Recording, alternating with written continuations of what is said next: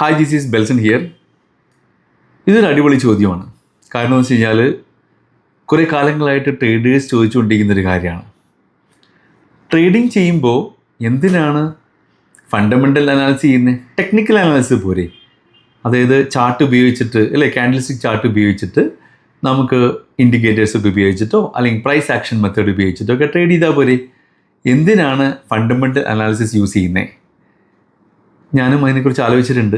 അപ്പോൾ ട്രേഡ് ചെയ്യുന്ന സമയത്തൊക്കെ നമ്മളും ഫണ്ടമെൻ്റൽസ്, കമ്പനിയുടെ ഫണ്ടമെൻ്റൽ ആയിട്ടുള്ള ആസ്പെക്ട്സ്, അതായത് ഫിനാൻഷ്യൽ സ്റ്റേറ്റ്മെൻറ്റൊക്കെ എന്തിനാണ് അനലൈസ് ചെയ്യണേ?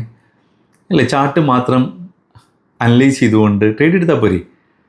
പക്ഷേ പിന്നീട് വന്നപ്പോൾ കുറേ കാലങ്ങൾ ട്രേഡ് ചെയ്തു, കുറേയൊക്കെ പ്രോഫിറ്റ് ഉണ്ടാക്കി, കുറേയൊക്കെ ലോസും ഉണ്ടാക്കി. അങ്ങനെയൊക്കെ വരുന്ന സമയത്ത് ഇത് സ്വിംഗ് ട്രേഡിൽ ഞാൻ ചെയ്തു നോക്കിയപ്പോൾ, അത് ഡേ ട്രേഡിനല്ല കേട്ടോ ഉദ്ദേശിച്ചത്, സ്വിംഗ് ട്രേഡിൽ. സ്വിംഗ് ട്രേഡ് എന്ന് പറഞ്ഞാൽ അറിയാലോ, സ്വിംഗ് ട്രേഡ് എന്ന് പറഞ്ഞു കഴിഞ്ഞാൽ കുറച്ച് ദിവസങ്ങൾ മാത്രം ഹോൾഡ് ചെയ്തുകൊണ്ട് നല്ല പ്രോഫിറ്റ് എടുക്കാവുന്നതും അല്ലെങ്കിൽ ലോസ് ആണെങ്കിൽ ചെറിയ ലോസ് എടുത്തിട്ട് എക്സിറ്റ് ചെയ്യാവുന്നതുമായിട്ടുള്ള ട്രേഡുകളെ പറയുന്ന പേരാണ് സ്വിംഗ് ട്രേഡ്. അപ്പോൾ സ്വിംഗ് ട്രേഡിൽ എടുക്കുമ്പോൾ എനിക്ക് ഇതൊരു ഭയങ്കര അഡ്വാൻറ്റേജ് ആയിട്ട് തോന്നിയിട്ടുണ്ട്. ഏതാണെന്നറിയോ? ഈ ഫണ്ടമെൻ്റലി സ്ട്രോങ് ആയിട്ടുള്ള സ്റ്റോക്കുകളും കൂടി അനലൈസ് ചെയ്ത് എടുക്കുകയാണെങ്കിൽ എന്താണ് അതിൻ്റെ പ്രയോജനം? അതാണ് ഞാനിപ്പോൾ എക്സ്പ്ലെയിൻ ചെയ്യുന്നത്. ശരിക്കും ശ്രദ്ധിച്ചോളൂ. കാരണം നമ്മളൊരു സ്റ്റോക്ക് അനലൈസ് ചെയ്യുമ്പോൾ, ഒരു ട്രേഡിങ്ങിനുള്ളൊരു സ്റ്റോക്ക്, സ്വിംഗ് ട്രേഡിനുള്ള സ്റ്റോക്ക് സെലക്ട് ചെയ്യുമ്പോൾ നമ്മൾ എങ്ങനെയാണ് സാധാരണ നോക്കാറ്? മൊമെൻ്റം ആയിട്ടുള്ളൊരു സ്റ്റോക്ക് നോക്കും അല്ലേ? ആ സ്റ്റോക്ക് നോക്കിയിട്ട് നമ്മൾ അതിനകത്ത് എൻട്രിയും എക്സിറ്റ്, അത് എൻട്രിയും സ്റ്റോപ്പ് ലോസും ടാർഗറ്റും ഇട്ട് വയ്ക്കും അല്ലേ? ഇട്ട് വയ്ക്കും എന്ന് പറഞ്ഞു കഴിഞ്ഞാൽ ഒന്നില്ലെങ്കിൽ സിസ്റ്റത്തിൽ നമ്മൾ ഇട്ട് വയ്ക്കും, അല്ലെങ്കിൽ നമ്മുടെ മനസ്സിലെങ്കിലും ഉണ്ടാവും അല്ലേ? എപ്പോൾ പ്രോഫിറ്റ് ബുക്ക് ചെയ്യണം, അല്ലെങ്കിൽ എത്രത്തോളം താഴോട്ട് വന്നാൽ സ്റ്റോപ്പ് ലോസ് എക്സിറ്റ് ചെയ്യണം എന്നുള്ള ഒരു ധാരണ നമ്മൾക്കുണ്ടാകും. കറക്റ്റ് അല്ലേ? അപ്പം അങ്ങനെ വരുമ്പോൾ ഒരു പ്രശ്നമുള്ളത് എന്താണെന്ന് വെച്ച് കഴിഞ്ഞാൽ നമ്മളിതെല്ലാം ഇട്ട് വെച്ചു, എൻട്രി എടുത്തു, ബൈ ചെയ്തു, ഒരു സ്റ്റോക്ക്, ഒരു മൊമെൻ്റം ആയിട്ടുള്ള സ്റ്റോക്ക് ബൈ ചെയ്തു. പക്ഷേ ഏതെങ്കിലും റീസൺ കൊണ്ട് അടുത്ത ദിവസങ്ങളിൽ അത് ചിലപ്പോൾ പെർഫോം ചെയ്യാം, ചിലപ്പോൾ അങ്ങനെ തന്നെ കിടക്കും. മൊമെൻ്റം ആയതുകൊണ്ടും നമ്മൾ ഉദ്ദേശിക്കുന്നത് ഒരു കറക്റ്റ് എൻട്രി ലെവൽ ആയതുകൊണ്ട്, ഹൈ പ്രോബിലിറ്റി ട്രേഡ് ആയതുകൊണ്ടും ചിലപ്പോൾ ഒക്കെ നന്നായിട്ട് കയറി പോകാം അല്ലേ?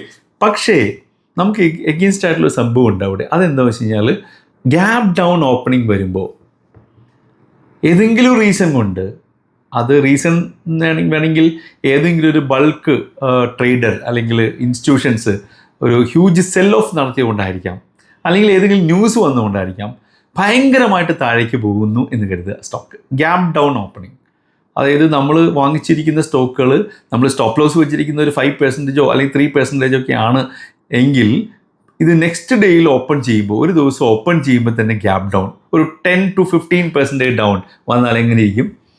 നമ്മൾ പാനിക്കായിട്ട് നോർമലി സെല്ല് ചെയ്യും. അതാണ് സാധാരണ ട്രേഡേഴ്സിൻ്റെ ഇടയിൽ സംഭവിക്കുന്നത്. പക്ഷേ ഒരു ഫണ്ടമെൻ്റലി സ്ട്രോങ് ആയിട്ടുള്ള സ്റ്റോക്കാണെങ്കിൽ നമുക്ക് എന്ത് ഉറപ്പിക്കാൻ പറ്റും? ഓക്കെ, കുഴപ്പമില്ല, ഇത് ഇപ്പം 15-20% താഴെ പോയാലും കുഴപ്പമൊന്നുമില്ല, കമ്പനിക്കൊന്നും സംഭവിക്കാൻ പോകില്ല, കമ്പനിയുടെ ഫിനാൻഷ്യൽസ് സ്ട്രോങ് ആണ് എന്നുള്ളൊരു കോൺഫിഡൻസ് നമുക്ക് കിട്ടും. അത്ര മതി. കാരണം നമുക്ക് എപ്പോഴും എന്താണ്, ഒരു കൂൾ ആൻഡ് കാം ആയിട്ടുള്ള ട്രേഡർ ആയിരിക്കുക. ഒരുപാട് കാര്യങ്ങളെക്കുറിച്ച് ആലോചിച്ചിട്ട് അനാവശ്യമായിട്ടുള്ള ഡിസിഷൻസ് മേക്കിങ്ങിലേക്ക് പോകാതെ ആ ഇമോഷൻസിലേക്ക് ഹാൻഡിൽ ചെയ്തുകൊണ്ട് ഡിസിപ്ലിനോട് കൂടി അല്ലെ കൺസിസ്റ്റൻസിയോടുകൂടി എപ്പോഴും ട്രേഡ് ചെയ്തുകൊണ്ട് പോകുക. അതാണ് ഒരു ട്രേഡർക്ക് ഉണ്ടായിരിക്കേണ്ട ഏറ്റവും വലിയ കാര്യം എന്ന് പറഞ്ഞാൽ.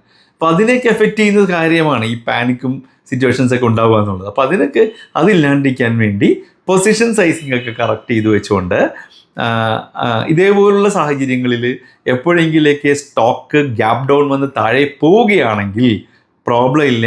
അത് എനിക്ക് അഫോർഡബിൾ ആയിട്ടുള്ള ഒരു എന്താ പറയുക എമൗണ്ട് മാത്രമേ, പൊസിഷൻ സൈസിങ് മാത്രമേ ഞാൻ ആ സ്റ്റോക്കിൽ ഇൻവെസ്റ്റ് ചെയ്തിട്ടുള്ളൂ.